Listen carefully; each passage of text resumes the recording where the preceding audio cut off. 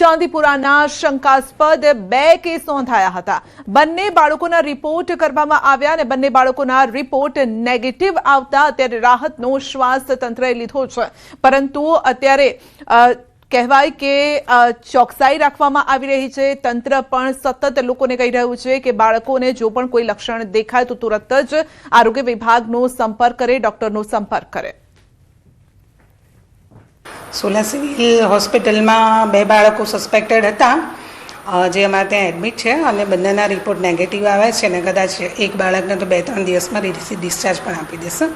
એટલે અત્યારે હાલની પરિસ્થિતિ આજે કોઈ ચાંદીપુરમનો પોઝિટિવ કેસ આપણા ત્યાં નથી। તો વડોદરા શહેર બાદ ગ્રામ્યમાં ચાંદીપુરાનો પગ પેસારો। સાવલીના બાળકમાં પણ ચાંદીપુરાના શંકાસ્પદ લક્ષણો દેખાયા છે। સાવલીના 2 વર્ષના બાળકને એસએસજી હોસ્પિટલમાં દાખલ કરાયું છે। બાળકની તબિયત હાલ સ્થિર છે। એસએસજીમાં 5 બાળકો પૈકી 3 હજુ પણ વેન્ટિલેટર પર છે। અન્ય 2 બાળકોને વોર્ડમાં શિફ્ટ કરાયા છે અને તમામ બાળકોના રિપોર્ટ હજુ પેન્ડિંગ છે। ગોત્રી હોસ્પિટલમાં પણ 2 બાળકો સારવાર હેઠળ છે।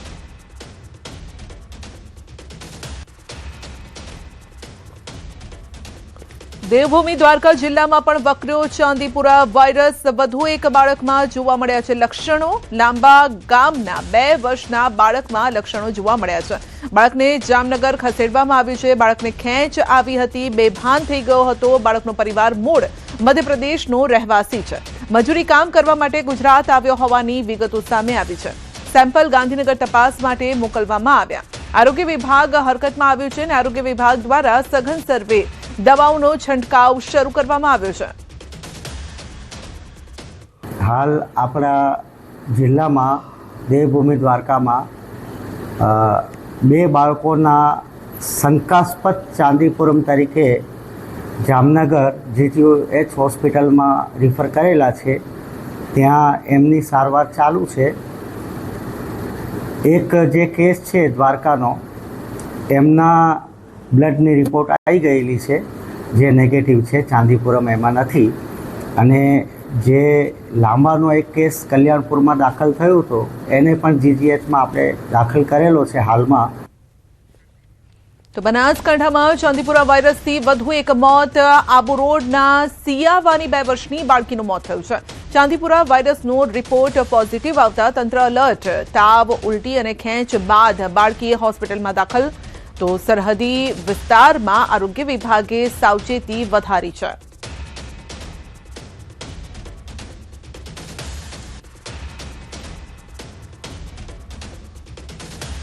રાજકોટ શહેરમાં પણ ચાંદીપુરાના શંકાસ્પદ 3 કેસ નોંધાતા શહેરના જનાના હોસ્પિટલમાં ચાંદીપુરાના 3 શંકાસ્પદ દર્દી દાખલ। 3 બાળકોના સેમ્પલ ગાંધીનગર ખાતે મોકલવામાં આવ્યા છે।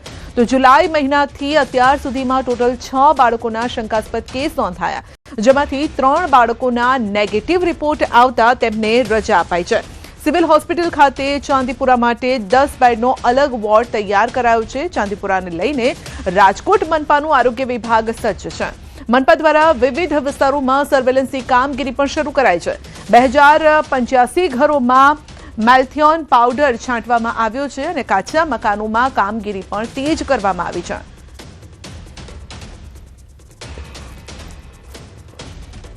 ત્રણ બાળકો શંકાસ્પદ ચાંદીપુરા કેસ તરીકે દાખલ છે અને આ સિઝનના ટોટલ 6 શંકાસ્પદ બાળકો દાખલ થયેલા છે, જેમાંથી 3 બાળકોના સેમ્પલ આપણે ગાંધીનગર મોકલેલા છે જે નેગેટિવ આવેલા છે અને હજી 3 બાળકોના સેમ્પલ અવેટેડ છે। આપણે હાલમાં 10 કોટ ચાંદીપુરા વાયરસના કેસીસ માટે સિક્યોર કરેલા છે, જેમાં વેન્ટિલેટરથી માંડીને દરેક સઘન સારવાર માટેની પૂરેપૂરી સુવિધા ઉપલબ્ધ છે। તકેદારીના ભાગ સ્વરૂપે રાજકોટ મહાનગરપાલિકાની આરોગ્ય શાખા દ્વારા ગત 2024 અને 25માં એક જે કેસ નોંધાયેલા હતા તે વિસ્તારોની અંદર આજુબાજુના ઘરોમાં પોઝિટિવ ઘરો જે છે એ શંકાસ્પદ જે ભૂતકાળના કેસો જે છે એ પણ મેપિંગ કરીને ત્યાં સર્વેલન્સની કામગીરી હાથ ધરવામાં આવી છે। તો ચાંદીપુરાને લઈને જામનગર માટે રાહતના સમાચાર। ચાંદીપુરા વાયરસના બંને રિપોર્ટ નેગેટિવ આવ્યા છે। શંકાસ્પદ દર્દીઓના રિપોર્ટ નેગેટિવ આવ્યા છે અને હાલ જામનગરમાં ચાંદીપુરાનો એક પણ કેસ નથી। ગણપતનગરમાં 400 ઘરમાં સર્વે હાથ ધરાયો છે। રવિ પાર્કમાં 144 ઘરમાં સર્વે હાથ ધરાયો. અન્ય કોઈ શંકાસ્પદ કે બીમારીનો કેસ નોંધાયો નથી. આરોગ્ય તંત્રએ રાહતનો શ્વાસ લીધો છે. હોસ્પિટલમાં 4 માંથી 3 બાળક સારવાર હેઠળ છે અને 1 બાળકીનું મોત થયું છે.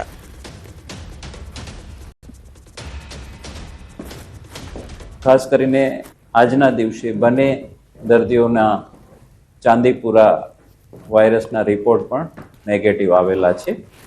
ચાંદીપુરા રોગ છે એના પગલા માટે લોકલ લેવલે અમારે 2 વિસ્તારો છે અમારા, એ બંને વિસ્તારોમાં અમે અંદાજિત 500 જેટલા ઘરોનું સર્વેલન્સની કામગીરી કરવામાં આવેલી છે. કોઈ શંકાસ્પદ. તો હવે ડેન્ગ્યુના દર્દીઓને મળશે વેક્સિન. ભારતમાં પહેલી ડેન્ગ્યુ રસીને મંજૂરી મળી છે. 2027 સુધીમાં ભારતમાં વેક્સિન આવી જશે. ડેન્ગ્યુની વેક્સિન અંગે ગુજરાત રાજ્ય ફાર્માસિસ્ટ મંડળના પ્રમુખનું નિવેદન છે. અત્યાર સુધીમાં ડેન્ગ્યુ માટે કોઈ ચોક્કસ દવા ઉપલબ્ધ ન હતી અને દર્દીઓને તાવ નિયંત્રણ માટે સામાન્ય રીતે પેરાસિટામોલ આપવામાં આવતી હતી અને ઘણા લોકો ઘરેલું ઉપચાર તરીકે પપૈયાના પાંદડાનો રસ પણ લેતા હતા. તેમના જણાવ્યા મુજબ ડેન્ગ્યુની વેક્સિન શરીરની રોગ પ્રતિકારક શક્તિને વાયરસ સામે લડવા માટે તૈયાર કરવામાં મદદરૂપ બનશે. કોઈપણ તપાસ વિના 4 થી 60 વર્ષ સુધીના લોકો ડોઝ લઈ શકશે. જોવા જઈએ તો ડેન્ગ્યુની રસીને આ પહેલીવાર આપણને માન્યતા મળી છે. ભારતમાં કે ગુજરાતમાં કોઈ ટ્રીટમેન્ટ થતી નથી, ખાલી પીસીએમ આપતા હતા અને ટેમ્પરેચર ડિક્રીઝ થઈ જતું હતું. એની રસીથી ઘણા લોકોને ફાયદો થશે. 4 થી 60 વર્ષના ઉંમરવાળા માણસોને રસી આપવાની હોય છે અને 3 મહિનાની અંદર 2 ડોઝ આપવાના હોય છે. ડેન્ગ્યુની અંદર જે રીતે લોકોની રોગ પ્રતિકારક શક્તિ ઘટતી હોય છે અને ડેન્ગ્યુના હિસાબે પ્લેટલેસ જે ઘટી જાય છે અને ગંભીર બીમારી થતી હોય છે તેની અંદર પેશન્ટોને રાહત મળશે. 2027 સુધીમાં આ ભારત દેશની અંદર ડેન્ગ્યુની આ રસી ઓલરેડી અવેલેબલ થશે. તમારા બોડીની અંદર એ ઝડપી ડેન્ગ્યુ ન ફેલાય એને એક રક્ષણ મળે એનું એ જ કામ છે.